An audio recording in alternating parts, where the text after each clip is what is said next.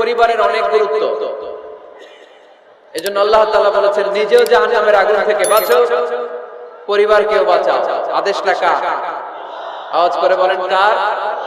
রব্বুল আলামিন বলেন ইয়া আইয়ুহাল্লাযীনা আমানু কু আনফুসাকুম ওয়া আহলিকুম নারা ওয়াকুদুহান নাস ওয়াল হিজারা আলাইহা মালাইকাতুন গিলাযুন শিদাদুন লা ইয়াসুনা আল্লাহা মা আমারাহুম ওয়া ইয়াফআলুনা মা ইউমারুন। সুবহানাল্লাহ পড়েন। আল্লাহ ডেকে বলেন গোলাম নিজেরাও জাহান্নামের আগুন থেকে বাঁচো, নিজেদের পরিবারদেরকেও জাহান্নামের আগুন থেকে বাঁচাও। নিজেও জাহান্নামের আগুন থেকে বাঁচো, নিজের মাকেও বাঁচাও, নিজেও বাঁচো, বাবাকেও বাঁচাও। নিজেও জাহান্নামের আগুন থেকে বাঁচো, নিজের স্ত্রীকেও বাঁচাও।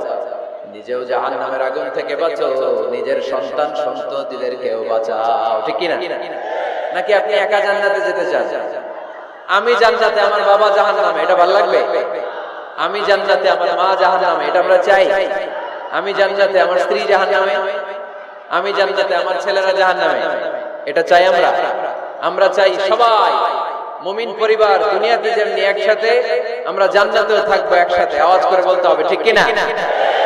কু আনফুসাকুম ওয়া আহলিকুম নারা, নিজেও জাহান্নামের আগুন থেকে বাঁচো, পরিবারকেও বাঁচাও। নিজেও জান্নাতি হতে হবে, পরিবারের সব সদস্যদেরকেও জান্নাতি সদস্য বানাতে হবে। এজন্য আল্লাহর হাবিবকে আল্লাহ পাক আদেশ করছেন ওয়া আমুর আহলাকা বিসসালাতি ওয়াসতাবির আলাইহা। ও নবী, আপনি একা নামাজ পড়লেই হবে না, আপনার কন্যা ফাতেমার নামাজের কথা বলেন, আপনার কন্যা যায়েনবকে নামাজের কথা বলেন, রুকাইয়াকে নামাজের কথা বলেন, উম্মে কুলসুমকে নামাজের কথা বলেন, আপনার প্রাণাদি প্রিয় স্ত্রী খাদিজাকেও নামাজের কথা বলেন, আপনার স্ত্রী আয়েশারও নামাজের কথা বলেন। ঠিক কি না? নামাজ একা বললে হবে না। আপনিও নামাজে যাবেন, সন্তানটারও নামাজে নিয়ে যাবেন, মসজিদে পারা যাবে না? আপনাদের এলাকার মসজিদগুলোকে বাচ্চাদেরকে ঢোকাতে দেন তো আপনারা, না নিষেধ? মসজিদে বাচ্চাদেরকে নিয়ে আসা যাবে না, নিষেধ, এরকম সাইনবোর্ড আছে? হ্যাঁ, পারাডাগারে আছে না? বাচ্চাদেরকে নিয়ে যাবেন, বাচ্চাদেরকে নিয়ে ঢুকবেন, একেবারে ছোট বাচ্চা না, মসজিদের আদব বুঝে, বুঝাইলে বুঝবে, ডায়াপার পরিয়ে নিয়ে যাবে। বাচ্চারা দুষ্টামি করবে, এটা ঠিক, লাফালাফি করবে, দুষ্টামি লাফালাফি তো বাচ্চারাই করবে না, আমরা করব। কথা বলে 70 বছরের এক মুরব্বী যদি লাফায়, বয়স কত, উনি লাফাইতেছে, চকলেট দাও, চকলেট দাও, ভাল লাগবে? এই আবদারটা বাচ্চারা করলে ভাল লাগবে, ঠিক কিনা? তো বাচ্চারা লাফাবে, কান্না করবে, গ্লাস ভাঙচুর করবে, অনেক কিছু করবে, এটা বাচ্চাদের সাথে মানায়। তারপরও মসজিদে নিয়ে যাবে। ইমাম সাহেব যারা আছেন, আইম্মাতুল মাসাজিদ, মসজিদে বিশেষ করে জুমার দিন চকলেট নিয়ে যাবে। বাচ্চা দেখলে চকলেট দেওয়ার দরকার আছে না নাই? আপনি যদি চকলেট দেন, এই বাচ্চার স্মৃতিতে আপনার কথা আজীবন থাকবে, জীবনেও বাচ্চার মেমোরি থেকে আপনার নাম ডিলিট হবে না। চিল্লায় এখন, ঠিক কিনা? আর যদি গালি দেন, যদি মসজিদ থেকে তাড়ায় দেন, তাহলে বড় হয়ে বলবে এক বদের হাট দিয়েছিলাম ইমাম, আমি মসজিদে গেলেই খালি ধমক দিত। আছে না নাই? গালি খাবেন আপনি, বদদোয়া খাবেন আপনি। এজন্য ছোট ছোট বাচ্চাদেরকে মসজিদে নিয়ে যান।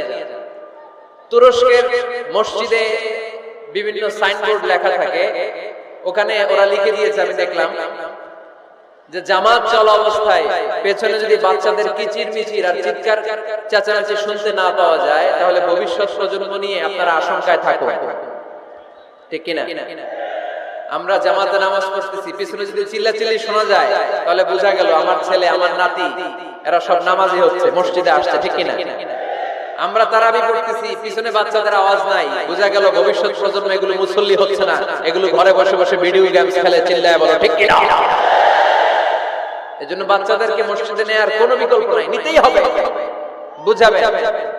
বুঝাবেন যে আব্বু, এটা আমাদের ইবাদতগাহ, এখানে আমরা আল্লাহর ইবাদত করি, আল্লাহর জিকির করি, এখানে দুষ্টুমি করতে হয় না, এখানে চিৎকার চেঁচামেচি করতে হয় না, এখানে আল্লাহকে ডাকতে হয়, এখানে আল্লাহর সেজদা দিতে হয়।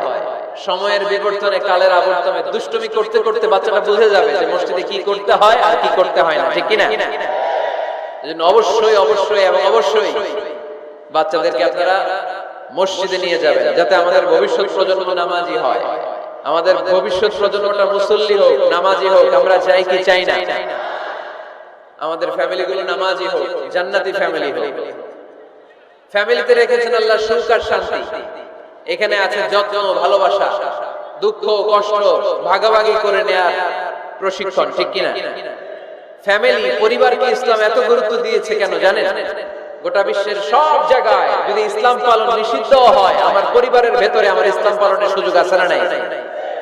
বাইতুল মুকাররমে খুতবা দেয়া নিষেধ, মসজিদে নামাজ পড়া নিষেধ, দাড়ি নিয়ে রাস্তায় চলা নিষেধ, টুপি পড়া নিষেধ, কিচ্ছু করা যাবে না, সব জায়গায় নিষেধ। কিন্তু আমার বেডরুমের ভিতরে নিষেধ করার ক্ষমতা কারো আছে? এজন্য পরিবারের অনেক গুরুত্ব। গোটা বিশ্বে যদি ইসলাম পালন নিষিদ্ধ হয়, আমার পরিবারের ভেতরে কেউ নজরদারি করতে পারবে? এজন্য ইসলাম পরিবার গঠন, পরিবার সংরক্ষণ, পরিবারের মধ্যে ইসলামিক প্রশিক্ষণ, তাহজিব, তামাদ্দুন, ট্রেন আপ করাকে আমাদের জন্য আবশ্যক করে দিয়েছেন। আলহামদুলিল্লাহ। এখানে আমাদের আর পাশ্চাত্যের সমাজের পার্থক্য। আমরা রক্ষণশীল, কিন্তু পাশ্চাত্যে এই পরিবার নাই। ওদের পরিবারগুলোতে, ওদের সমাজে দেখবেন যে ব্রোকেন ফ্যামিলির সংখ্যা বেশি। এরা বিয়ে করতে চায় না, আমরা বিয়ে করি, কারণ বিয়ে করা আমার নবীর সুন্নাহ, ঠিক কিনা? কিন্তু ওয়েস্টে দেখবেন ওরা বিয়ে করে না, ওরা বিয়ের পরিবর্তে লিভ টুগেদার করে। কি করে? ওদের সোসাইটিতে ওরা বলে ফ্রি সেক্সের সোসাইটি, অবাধ যৌনাচার। এখানে অবাধ যৌনাচার, কোনো বাধা নাই। আজকে বিয়ে করে কালকে ডিভোর্স। তারা অবাধ স্বাধীনতা দিতে দিতে এখন হোমোসেক্সুয়ালিটির পথে হাঁটছে। এখন ছেলেতে ছেলেতে বিয়ে করে, মেয়েতে মেয়েতে বিয়ে করে। বেশিরভাগ ফ্যামিলিতে ছেলেগুলোর বাবা আছে, মা নাই, মা আছে, বাবা নাই। কয়টা যে বিয়ে করছে, কয়টা যে ডিভোর্স হয়েছে নিজেরাও জানে না। আমরা কি এমন পরিবার চাই? এজন্য অপ্রকৃতস্থ মানুষের সংখ্যা খুব বেশি। পাগল হয়ে বড় হয়ে উঠছে ওরা, পাগল, মেন্টালি ডিসঅর্ডার। এজন্য ওয়েস্টে আত্মহত্যার সংখ্যা বেশি, সুইসাইডের সংখ্যা বেশি। প্রায় শুনবেন একজন লোক গান নিয়ে বেরোয়, রাস্তার কিছু লোককে শুট করেছে, কিছু লোককে হত্যা করার পরে নিজে নিজেকে সুইসাইড করে শেষ। এরকম আছে না নাই? কিন্তু আমাদের মুসলিম সমাজে কি এগুলো আছে? নাই। কারণ আমাদের পারিবারিক বন্ধন আছে না নাই? আমরা বাবা মা, ভাই ভাই, আমাদের ভালোবাসাগুলো একাকার করে ফেলি। এজন্য আমাদের ভালোবাসা দিবস লাগে। ওদের মধ্যে ভালোবাসা নাই, এজন্য বছরের একদিন 14 ফেব্রুয়ারিতে ওদের ভালোবাসা লাগে। আমাদের ভালোবাসা লাগে। আমাদের সকালে ভালোবাসা আছে না নাই? বিকেলে আছে না নাই? আল্লাহর জন্য ভালোবাসা আছে না নাই? নবীর জন্য আছে না নাই? রাসূল আমারে ভালোবাসা, রাসূল আমার আলো আশা, রাসূল আমারে প্রেম বিরহের মূল আলোচনা, রাসূল আমারে কাজে কর্মের অনুপ্রেরণা। পড়েন আমিন। আমাদের সপ্তাহে 7 দিন ভালোবাসা, আমাদের দিনের 24 ঘন্টায় ভালোবাসা, মাসের 30 দিনে আমাদের ভালোবাসা, বছরের 365 দিন আমাদের ভালোবাসা। এজন্য আলাদা করে ভালোবাসা দিবস আমাদের লাগে না, জোরে বলতে হবে, ঠিক কিনা? ওদের যেহেতু ভালোবাসা নাই, ওদের মধ্যে ভালোবাসার কতটা অভাব আপনি অবাক হয়ে যাবেন। ভাই বোন, বাবা মা রেস্টুরেন্টে খেতে গেলে ভাইয়ের বিল ভাই দেয়, বোনের বিল বোন দেয়, মায়ের বিল মা দেয়, বাবার বিল বাবা দেয়। কল্পনা করছেন?